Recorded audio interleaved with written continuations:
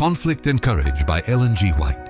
Always the same. March 12. Seest thou a man diligent in his business? He shall stand before kings. He shall not stand before mean men. Proverbs 22:29. From the dungeon Joseph was exalted to be ruler over all the land of Egypt. It was a position of high honor, yet it was beset with difficulty and peril. One cannot stand upon a lofty height without danger.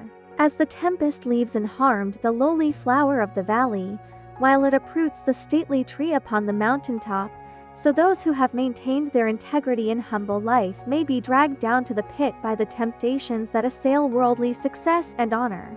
But Joseph's character bore the test alike of adversity and prosperity. The same fidelity to God was manifest when he stood in the palace of the pharaohs as when in a prisoner's cell. He was still a stranger in a heathen land, separated from his kindred, the worshippers of God. But he fully believed that the divine hand had directed his steps, and in constant reliance upon God he faithfully discharged the duties of his position. Through Joseph, the attention of the king and great men of Egypt was directed to the true God, and though they adhered to their idolatry, they learned to respect the principles revealed in the life and character of the worshipper of Jehovah.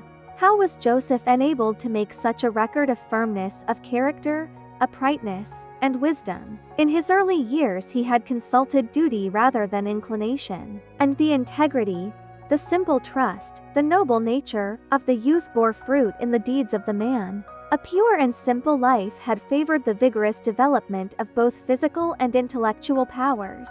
Communion with God through his works and the contemplation of the grand truths entrusted to the inheritors of faith had elevated and ennobled his spiritual nature, broadening and strengthening the mind as no other study could do.